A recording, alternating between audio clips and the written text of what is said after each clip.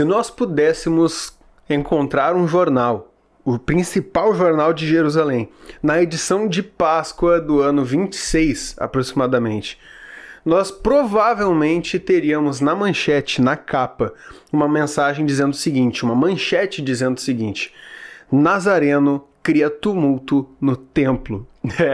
Eu quero falar com você a respeito da passagem que está em João 2, na purificação do templo. Aquela famosa cena de Jesus entrando, derrubando mesas, expulsando pessoas. Cara, vem comigo que o vídeo de hoje está maravilhoso. Saudações cristocêntricas, meu nome é Caleb Vargas, você está no Crentinho Básico, esse canal de pessoas que não surpreendem ninguém com sua teologia.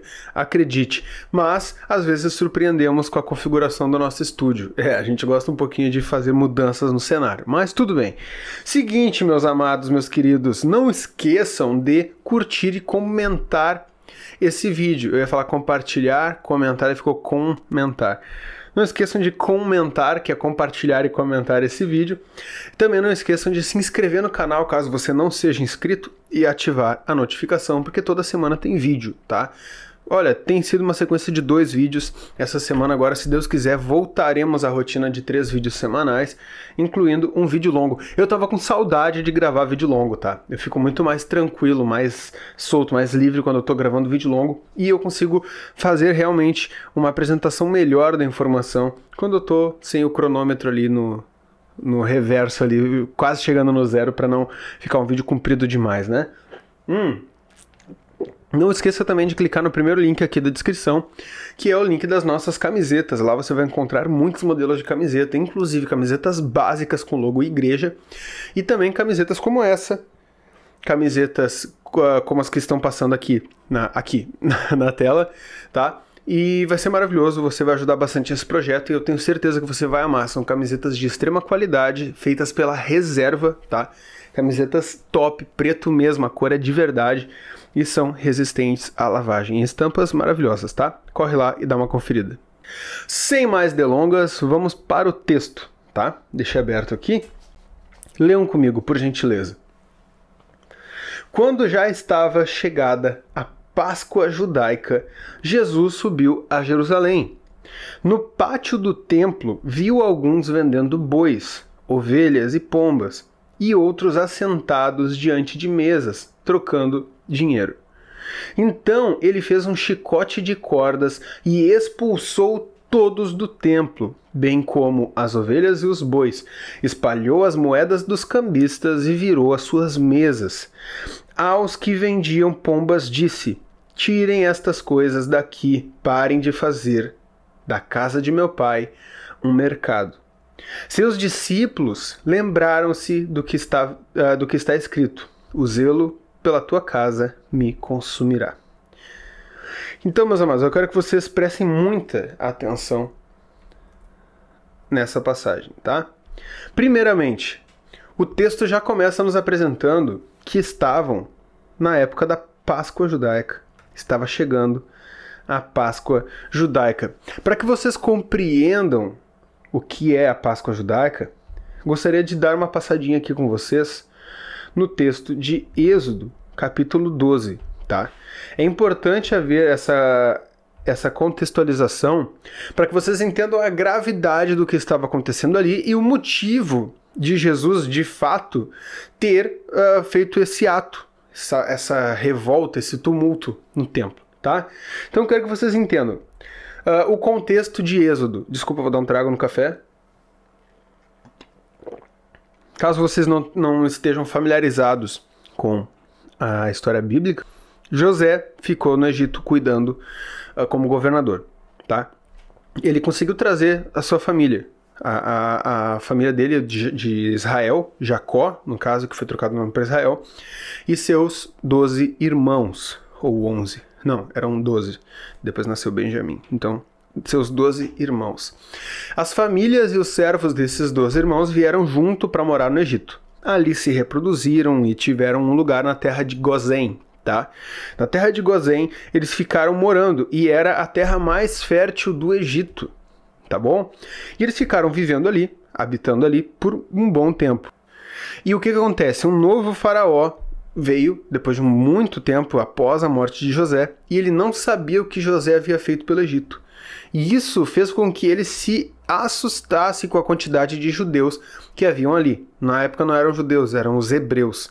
Eles eram conhecidos a nação de Israel, porque o pai deles era Israel, tá? Jacó, que o nome foi trocado. E o que ele faz? Ele decide escravizar esse povo, para que eles entendessem, não, vamos subjugar esse povo agora, para que eles não se rebelem. Beleza.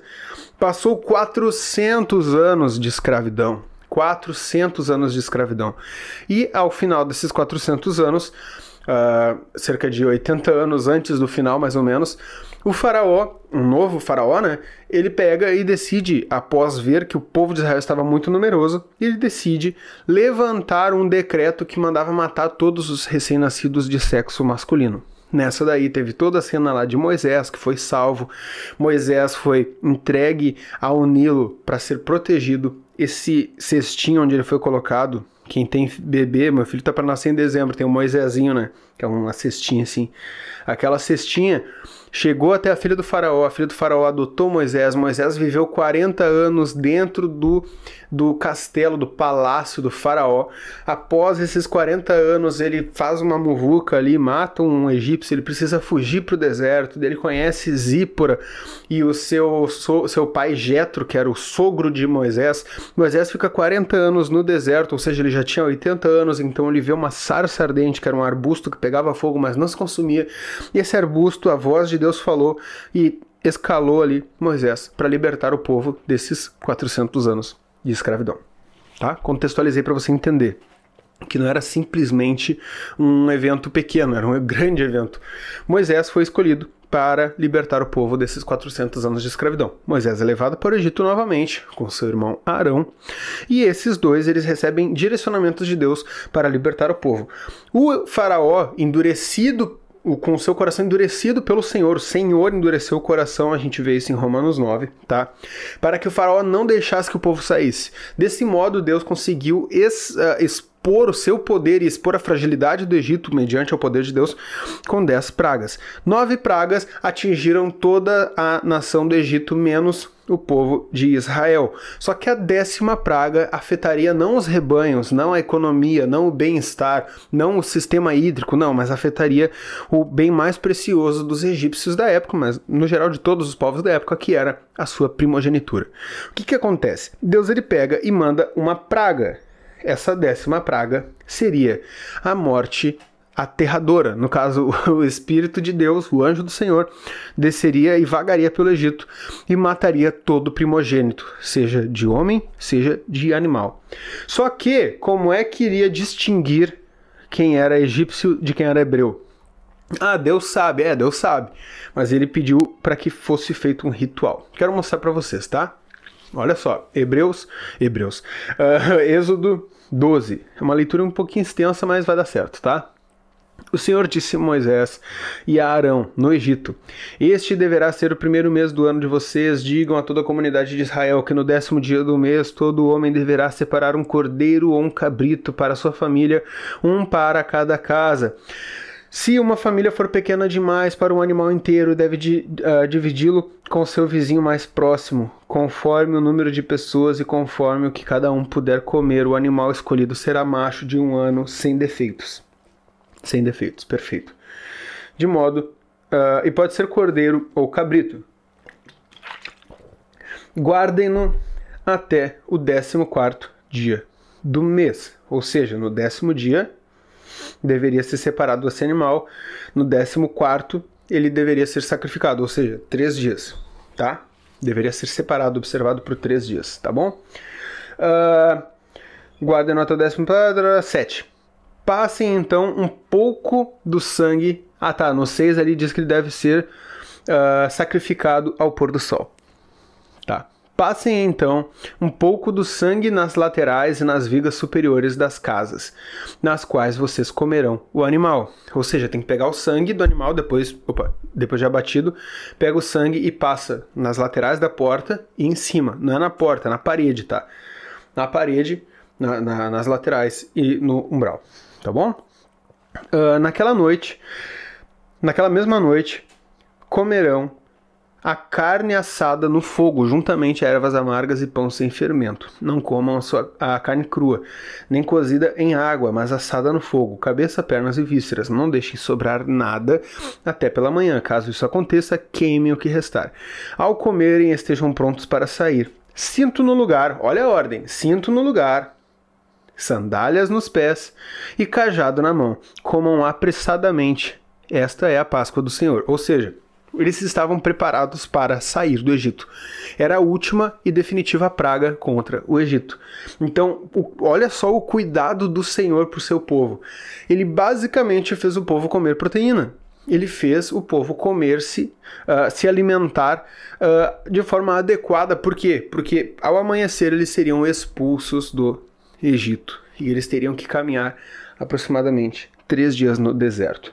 Tá bom? Depois a gente descobre que foram muitos anos, mas esses 3 dias seriam até o primeiro lugar onde eles poderiam acampar, tá bom? Então o que acontece? Naquela mesma noite, olha o que Deus fala. Naquela mesma noite passarei pelo Egito e matarei todos os primogênitos, tanto os homens como os animais, e executarei juízo sobre todos os deuses do Egito. Eu sou o Senhor. O sangue será um sinal para indicar as casas em que vocês estiverem. Quando eu vir o sangue, passarei adiante. A praga de destruição não os atingirá quando eu ferir o Egito. Este dia será um memorial que vocês e todos os seus descendentes o comemorarão como festa do Senhor.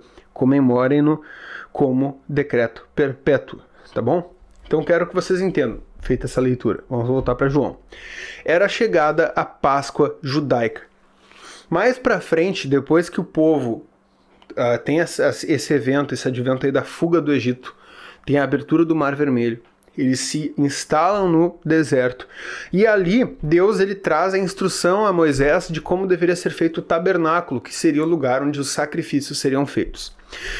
Nós vemos que esse cordeiro, que era para ser sacrificado no dia de Páscoa, para que todos comessem e se alimentassem, e esse sangue utilizado na porta para demarcar quem seria salvo ou não, agora ele é trocado, não agora sendo uma refeição e uma marcação nas portas, não. Agora todas as famílias deveriam trazer um cordeiro bom, um cordeiro macho de 1 ano, e esse cordeiro deveria ser perfeito, sem mácula, sem mancha, sem ferida alguma. Perfeito, tá? Ele deveria ser observado por 3 dias.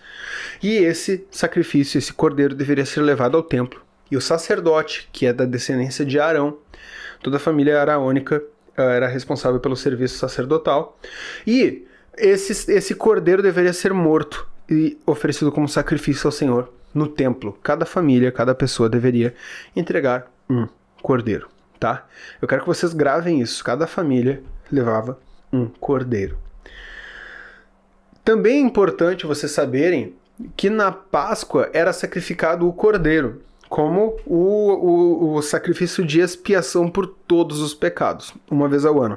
Só que ao longo do ano, outros animais poderiam ser oferecidos, desde novilhos, desde bois, pombas, carneiros. Então, poderia ser oferecido outros tipos de animais, como sacrifício ao Senhor, mas o sacrifício definitivo, de fato, era o cordeiro. No pátio do templo, viu alguns vendendo bois, tá? Então Jesus chega durante a festa da Páscoa e ele vê essa cena, verso 14, tá? No pátio do templo, viu alguns vendendo bois, ovelhas e pombas, e outros assentados diante de mesas, trocando dinheiro. Quero que vocês prestem atenção nisso, tá? Vamos lá. Quando nós vemos o contexto histórico da época, nós descobrimos que os vendedores que estavam ali no templo não eram simplesmente vendedores, tá? E é importante nós sabermos isso, por quê? Porque muita gente acha que o que Jesus estava combatendo ali era o comércio na igreja. Vamos pensar o templo como igreja, tá? Vamos só fazer essa relaçãozinha meio porca. Mas vamos pensar assim, porque muita gente diz assim, não pode ter cantina na igreja não pode vender camiseta do ministério, não pode, porque Jesus disse para não fazer da casa do pai dele um comércio. Só que é importante nós entendermos que os livros da Bíblia, Mateus, Marcos, Lucas e João, são 4 livros que contam as mesmas histórias com óticas diferentes. Então eu quero mostrar esse mesmo evento da purificação do templo, agora citado por Mateus, tá? No capítulo 21, a partir do verso 12, diz o seguinte: Jesus entrou no templo, expulsou todos os que ali estavam comprando e vendendo, derrubou as mesas dos cambistas e as cadeiras dos que vendiam pombas. Viu que é a mesma cena? Olhada, descrita de outra forma. E lhes disse: está escrito, a minha casa será chamada casa de oração, mas vocês estão fazendo dela um covil de ladrões. Então, a própria Bíblia nos mostra que não era apenas comércio, era roubo. Caleb, como que esses caras que estavam vendendo podem ser chamados de ladrões ou salteadores em outras versões? Quero que vocês entendam o contexto histórico, tá? Lembra que a família de Arão era responsável pelo serviço sacerdotal, ou seja, apenas os da tribo de Arão eram sacerdotes, da tribo de Levi eram responsáveis pela manutenção do templo e todo o serviço ao redor do que envolvia ali o templo, tá? Vocês precisam entender que são famílias que foram colocadas por Deus numa posição de honra e de total controle da nação, tá? E isso aqui, desde a instituição da Páscoa até o tempo de Jesus, passou, se não me engano, eu não quero mentir para vocês, 1.500 anos. Se não me engano é isso. Deixa eu ver aqui, ó, quanto tempo entre Moisés e Jesus. Se não me engano é um monte. 1279. Deixa eu ver. 1.200 anos. O que separa Moisés de Jesus é em torno de 1.200 anos. Eu falei 1.500, errei, rude. Tá? Então, 1.200 anos antes de Jesus estar nessa cena aqui, foi instaurada a questão do sacrifício no templo e da classe sacerdotal de Arão. Tá bom? E o que acontece? Imaginem famílias se perpetuando, literalmente perpetuando nessa função. Então a corrupção entrou. Os historiadores contam que na época esses vendedores, os que tinham permissão para vender dentro do templo, que a princípio é esse aqui, a propósito, né? Esse aqui é o templo de Jerusalém, o segundo templo, tá? Quero que vocês entendam como ele era. Aqui dentro desse prédio singelo, bem modesto, desse pequeno prédio reluzente, eram feitos os sacrifícios, tá?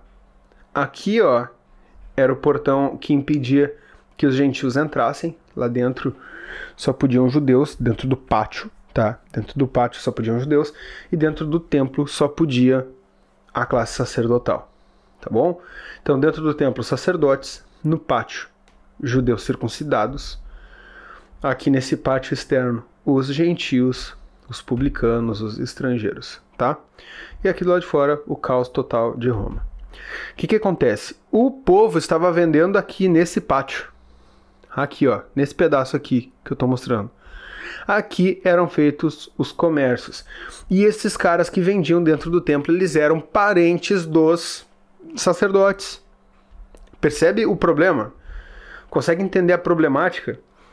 Que os que vendiam aqui dentro, eles eram parentes dos sacerdotes. E o que isso quer dizer, cara? Por que isso é importante? É importante porque quando você, meu querido amigo, levava o seu cordeirinho, que você a muito custo conseguiu comprar ou conseguiu cultivá-lo ali no seu rebanho, porque é preciso entender, tá? Na época que a instituição da Páscoa foi feita, todos tinham rebanho. Todos tinham rebanho, cada tribo tinha um pedaço de terra, cada tribo tinha uma delimitação, cada tribo tinha um sustento, haviam rebanhos. Então as pessoas tinham da onde tirar esse cordeiro perfeito de um ano macho. Tá? No tempo do Império Romano já não era assim, era uma nação escrava.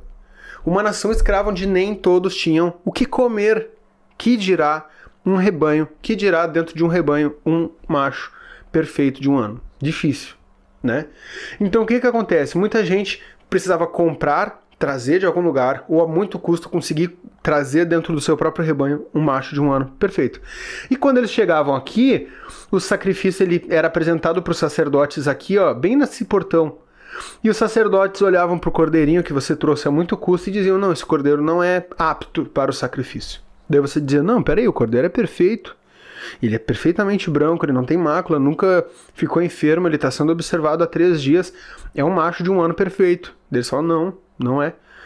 Quer saber mais que a gente? A gente é sacerdote, meu. Pô, a gente é santo. Quer saber mais que a gente? Daí você perguntava, tá, mas o que eu faço então? Eu preciso oferecer um sacrifício, porque se eu não oferecer sacrifício, os pecados estarão sobre mim, eu vou ser condenado com a ira de Deus. Ele falava, muito simples, tá vendo esses rapazes aqui vendendo cordeiros perfeitos? Compre deles. Basicamente, eles negavam o sacrifício de quem oferecia e dizia para que comprassem de seus parentes. É preciso estabelecer também que não eram todos os casos, tá? Mas isso era muito forte na época. Alguns sacrifícios eram aceitos, mas não todos. Então, o que acontece? Esses cambistas, eles produziam em massa esses cordeiros machos perfeitos de um ano. Era o foco deles. As pombas, os bois, as ovelhas. Então, eles pegavam e falavam, comprem desses rapazes aqui. Daí a pessoa ia até os cambistas. E eles iam até os cambistas com essa moeda aqui, ó. Tá? Tá vendo aqui, ó? Augustus. Esse aqui era o Augusto, César Augusto, tá? O que acontece?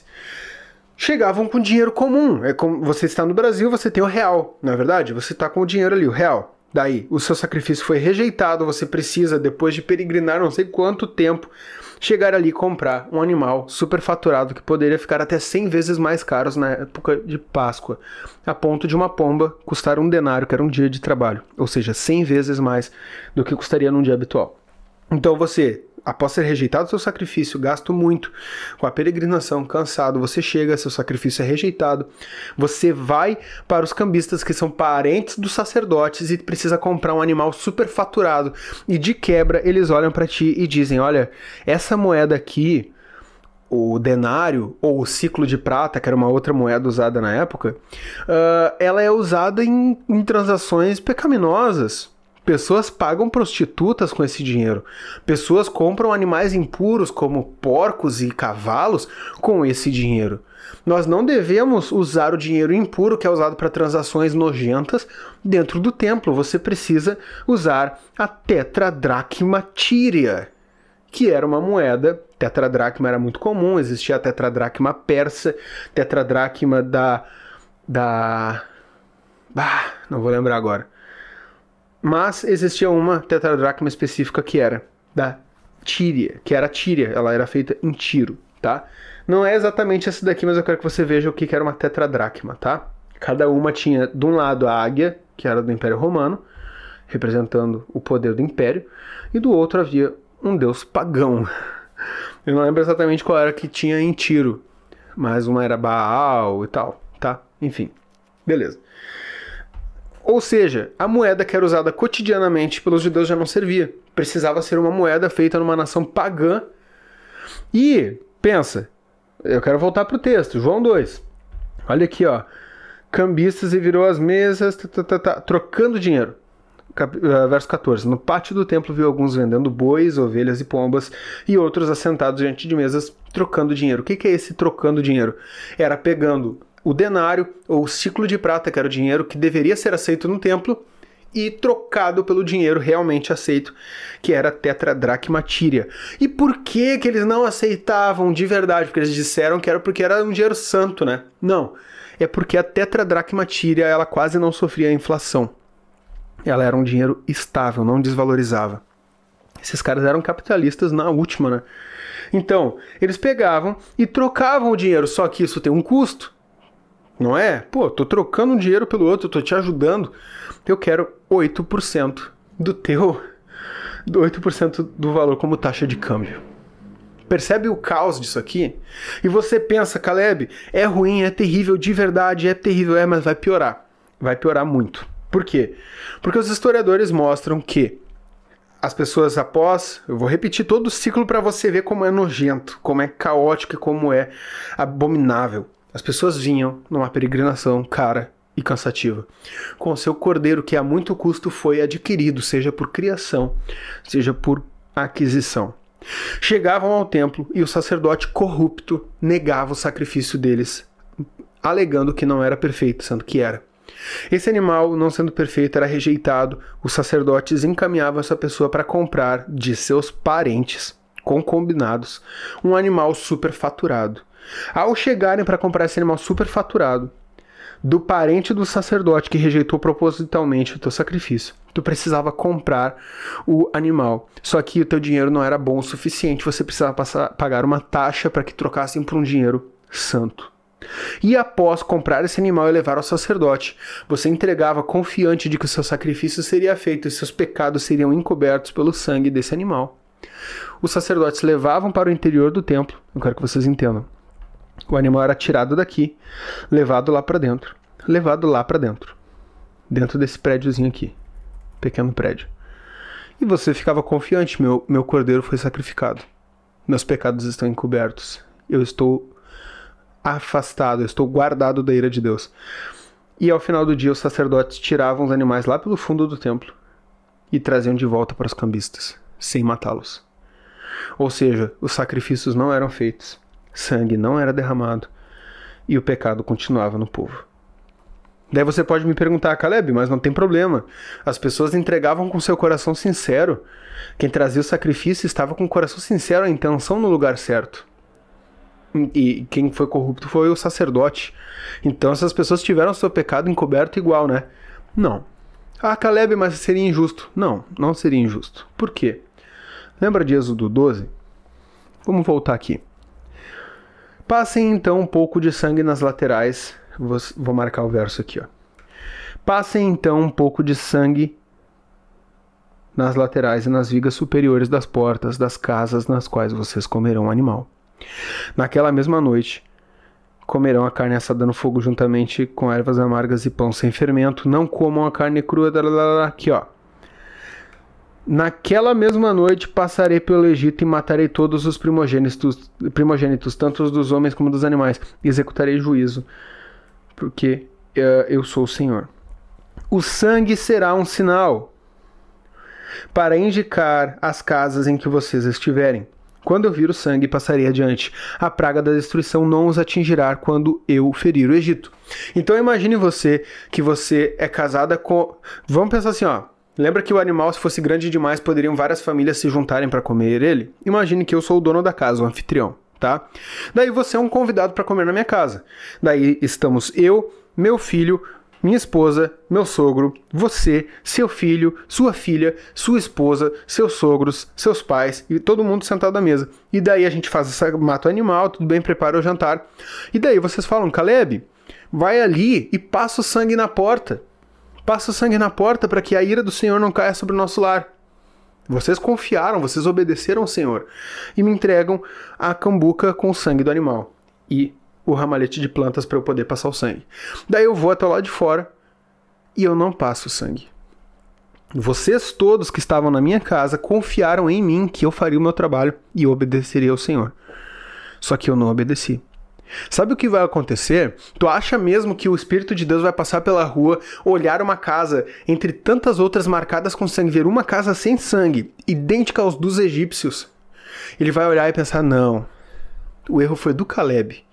Aquela família que está dentro da casa dele não sabia, ele estava com o coração no lugar certo. Eu não vou matar o primogênito deles, vou matar só o primogênito do Caleb. Não, não é isso que vai acontecer. A ira do Senhor entrará na casa e matará todos os primogênitos ali contidos. Se você é o primogênito, morrerá. Se eu sou o primogênito do meu pai, eu vou morrer. Se meu filho, meu primeiro filho estiver ali, ele vai morrer também. Percebe que, apesar de vocês estarem com o coração no lugar certo e terem confiado que eu ia fazer o meu trabalho, a intenção não te salvou, porque só o sangue encobre. É preciso entender que tudo que envolve a Bíblia, tudo que envolve salvação tem consequências graves. Tem consequências gravíssimas. E, diante disso, Jesus se revolta. Ao perceber que as pessoas estavam sendo enganadas que o perdão do Senhor não estava sendo entregue e a ira do Senhor iria recair. Iria decair. Recair ou decair? Iria cair sobre o povo sem que eles soubessem o motivo. Percebe a gravidade? O caos que estava aquilo ali? A corrupção dentro do sistema? A gente nem sabe como é que é, né? Corrupção dentro do sistema. Mas enfim.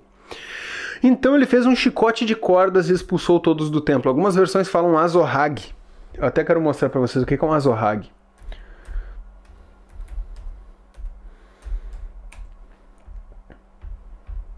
Azorrague é um chicote com aproximadamente 8 pendões, em média 8 pendões. Deixa eu abrir aqui. Quero que vocês entendam o que ele fez. Ó, isso aqui é um azorrague. Ah, não vou conseguir dar zoom. Enfim, é um chicote que machuca bastante. A Bíblia não fala que ele bateu nas pessoas, mas fala que ele virou as mesas e expulsou as pessoas. E ele estava com isso aqui. Isso aqui posteriormente foi usado para bater em Jesus, tá? Não esse em específico, mas um azorrague. Era um instrumento de tortura. Então Jesus se armou, entrou no templo e expulsou as pessoas. E ele faz aquela fala: não façam da casa do meu pai um comércio. Ou citado em Mateus, uma casa, um covil de ladrões. Tá bom? Então, os discípulos, eles veem isso e lembram-se do templo. Do texto. O zelo pela tua casa me consumirá. Meus amados, é importante você incorporar isso na sua vida.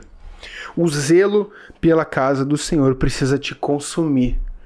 Ah, Caleb, o meu zelo tem que ser com relação à limpeza. Tudo bem, pode ser. Ah, o meu zelo tem que ser com relação à segurança, à pintura. Eu preciso ir lá dispor do meu tempo e do meu dinheiro para pintar a igreja. Se você é uma pessoa que congrega num lugar fixo, assim, físico, pode ser.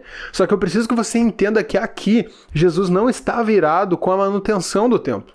Ele não está virado com a higiene do templo. Ele não está virado com o sistema de som do templo. Ele não está virado se o pastor comprou ou não um telão LED para a igreja. Ele não estava preocupado com isso. Ele estava preocupado com a corrupção dentro do sistema religioso. A falta de temor, a falta de temor. Literalmente isso, tá? A banalização do sagrado. Pegaram o que era sagrado, o que era santo, o que poderia salvar almas da ira aterradora do Senhor. E banalizaram isso, fazendo apenas um comércio. Então percebem que a corrupção não começou com os comerciantes, começou com os que eram incumbidos de conduzir o povo. Eles tinham o poder nas mãos para salvar o povo da ira do Senhor. E eles não o fizeram. É por isso que é muito preciso, muito cirúrgico o texto que diz que Jesus nasceu na plenitude dos tempos. Não poderia ser depois disso, não poderia ser antes. Aqui era o momento perfeito, era o momento mais necessário para o surgimento de Cristo. A corrupção chegou num nível tão abominável que o perdão não estava sendo feito, o sangue não estava sendo derramado. E para que você possa compreender, tá? É preciso que compreenda que, olha só esse texto aqui, ó.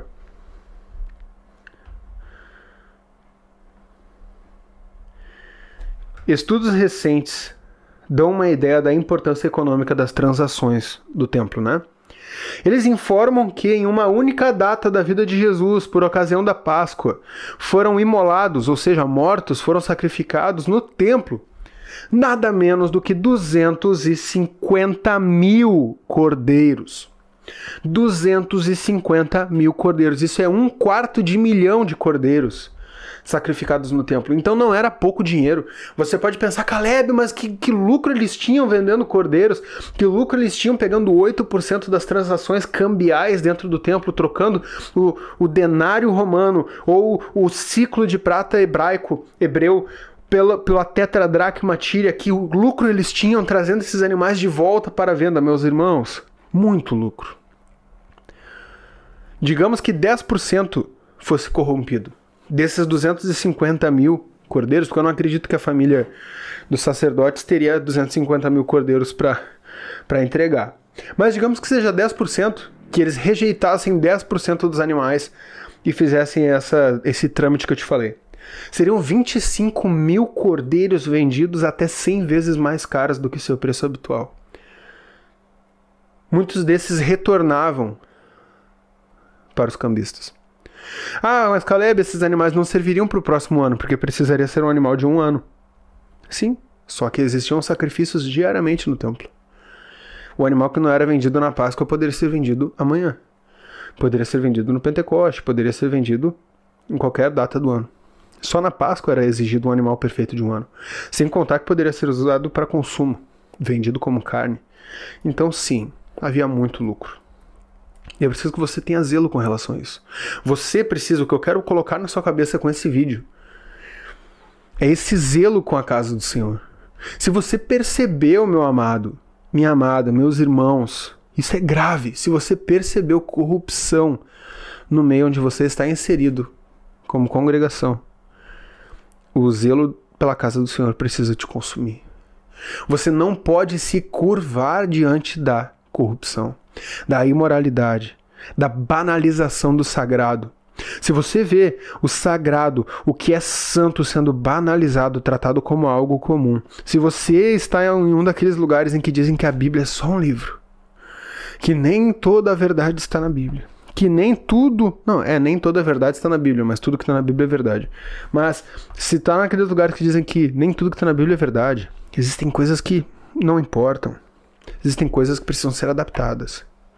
Se você está num lugar onde o sagrado é banalizado e o profano é inserido dentro da igreja, você precisa tomar uma postura. Caleb, eu preciso fazer um chicote de corda e expulsar todos? Não. Fale com o seu pastor, fale com a sua liderança. Tira uma febre, sabe? Aqui no Rio Grande do Sul a gente fala tirar uma febre. Vai ali e confere.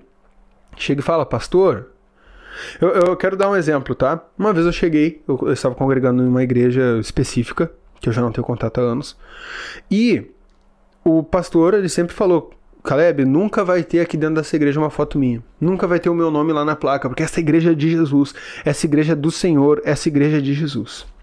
Teve um dia específico que eu cheguei, e bem na porta de entrada existia um aparador assim com vasos de planta e onde ficavam os panfletinhos, onde ficavam os envelopes para oferta e dízimo. E nesse dia específico eu chego e estavam os 2 vasos de flor e no meio um quadro com a fotografia do pastor e da esposa dele. Eu olhei aquilo ali e falei, ué, é funeral? O que aconteceu? Eles morreram? Porque a única desculpa cabível para ter uma foto do pastor e da pastora nos primeiros 2 metros de território dentro do que seria a igreja, é um funeral. Melhor teria sido se fosse o funeral deles. Eu entro, o quadro deles eu olho para cima do palco, ambos lá em cima. Tudo bem. O pastor pode não ter visto aquilo. Talvez algum membro do presbitério, algum membro ali da recepção, com boas intenções, sem conhecimento bíblico do problema que é aquilo ali, colocou o quadro do pastor lá. Tudo bem. Durante o culto, no telão atrás do pastor, enquanto ele falava, a foto dele no telão. Deu, puxa vida. Ah, tá esquisito. Aquilo me incomodou. Lembra? O zelo pela tua casa me consumirá. Aquilo ali começou a me consumir. Ao final do culto, o pastor era muito amigo meu, cheguei e falei, pastor, olha só, não sei se o senhor viu, tem que falar com a sua equipe, tá? Mas colocaram a tua foto lá na recepção. E tinha a tua foto no banner. Fala com o pessoal da mídia para não colocarem tua foto na mídia, porque o pessoal pode te interpretar mal. O pessoal pode achar que você tá ficando arrogante. E ele deu uma risadinha assim, sabe aquele sorrisinho de lagarto? E eu entendi. Não era um caso de talvez as pessoas acharem que ele estava arrogante, era o caso de perceberem que aquele lugar já não era mais sobre Jesus. Eu preciso que você compreenda que as nossas reuniões, se elas não forem feitas por causa de Jesus, elas não têm valor algum. Nós precisamos analisar o nosso cotidiano como congregação, nosso cotidiano como cristãos. E eu não falo só do ambiente de comunhão, mas da tua vida particular. Será que se Jesus aparecesse de surpresa em um dos nossos templos, ele não tomaria uma atitude parecida com essa? Será que se Jesus aparecesse de surpresa num culto e ele visse aqueles rapazinhos dançando em cima do palco, aquelas moças se contorcendo, dançando em cima dos palcos, aquele aparato tecnológico todo voltado para hipnotizar as pessoas e fazer com que as pessoas fiquem, E uma pregação sem Bíblia, uma oração sem Cristo. Olhos com lágrimas de emoção, mas corações abandonados pelo arrependimento. Será que Jesus ficaria no culto? Será que Jesus reconheceria que aquilo ali é para ele? Será que Deus tem recebido a adoração que é entoada dentro da tua congregação? Você precisa tirar essa febre, meu amado, minha amada. Se você percebeu algo que vai contrário à Bíblia, olha, você não é burro, você não é idiota. Você tem a Bíblia, você leu, você percebeu algo, sim, você tem autonomia para chegar na tua liderança e dizer, pastor, tal atitude dentro do nosso corpo eclesiástico não está de acordo com a Bíblia, me explique o porquê. Talvez ele te dê uma explicação bíblica e talvez você esteja errado na sua interpretação. Isso é possível, muito possível e bastante provável. Só que, se for um pastor sério, ele vai aceitar a sua pergunta. Ele vai te responder com olhos nos olhos. Ele vai respeitar a sua dúvida e, acima de tudo, vai respeitar o sagrado que é a palavra. Ele vai te dar uma explicação bíblica. E se ele estiver errado, ele for um pastor sério, e estiver errado, porque é comum também, ele vai voltar atrás, vai te pedir perdão, vai te agradecer pela tua intervenção e vai corrigir a caminhada dali para frente. Só que se você trouxer uma instrução bíblica ao seu pastor e ele não trouxer uma justificação bíblica para aquilo, se ele não reconhecer o erro, ou se ele te recriminar, se ele começar a te afastar das tuas funções, começar a te deixar de lado no corpo porque você teve zelo pela casa, meu amado, agradeça, bata a poeira dos pés e vá para um lugar onde a Bíblia seja respeitada, onde seja uma igreja séria, tá? O zelo pela casa deve nos consumir. Nós não podemos aceitar que a corrupção entre, e a corrupção sempre entra pelos corações dos homens. A corrupção não começa na troca das moedas. A corrupção não começa na cantina. A corrupção sempre começa no coração de homens empoderados. Tá bom? Então tome cuidado, guarde, preserve, tenha zelo. E não se permita enganar. Não seja enganado. Tá bom? Amo vocês, espero que tenha sido bom para você. Coloque o teu coração no lugar certo. Ore ao Senhor. Entregue a Deus as tuas aflições. O que tem te afligido, Senhor Deus? Eu estou incomodado com tal situação dentro da minha igreja. Pai, me dá uma direção, me mostra na palavra se eu estou certo ou se eu estou errado.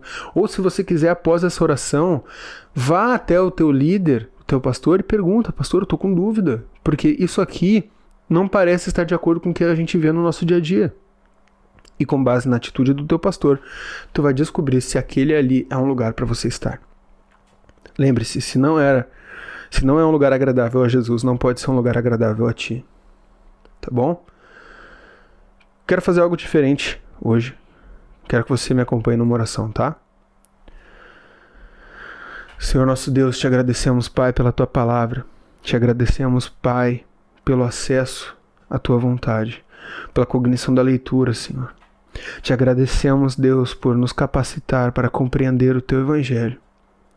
Deus, peço nesse momento que o Senhor venha trazer a mim e a quem está assistindo esse vídeo maturidade, Pai, e discernimento, para que possa distinguir tempos e estações, para distinguir o que é santo e o que é profano, o que é sagrado e o que é pagão. Pai, dê-nos o espírito de ousadia para que nós possamos confrontar aqueles que afrontam a tua santidade, Pai. Guarda-nos da imoralidade, guarda-nos da concupiscência, das ganâncias, Senhor, das seduções desse mundo, eu te peço em nome de Jesus. E coloca o nosso coração dentro de uma fornalha de zelo, Senhor, que nossos corações queimem com zelo pela tua casa, com zelo pela tua santidade, Pai. Pai, que nós consigamos entender, Pai, que a tua casa não é a caixa de tijolos onde a congregação se reúne, mas que nós somos a casa do teu Espírito, nós somos a morada da tua presença, Pai. Que nós tenhamos zelo, Pai, um zelo consumidor pela santidade desta casa que é os nossos corpos. Te peço em nome de Jesus, ajuda-nos a ser santos, Pai. Coloca em nós desespero por santidade, Pai, que nós tenhamos o nosso coração desesperado por santificação. Famintos e sedentos, Pai, por te agradar. Te peço em nome de Jesus. dê-nos direcionamento e guarda-nos, Pai, das corrupções deste mundo. Te peço em nome de Jesus, para a honra e glória do teu nome, Pai. Amém. Amado, forte abraço, espero que você tenha gostado.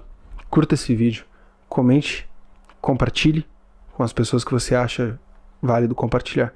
Não esqueça de se inscrever e ativar as notificações e de clicar no primeiro link e adquirir uma camiseta. Você vai ajudar muito esse projeto a ter continuidade e futuramente a nossa viagem missionária, que muito em breve nós gravaremos um vídeo falando a respeito disso.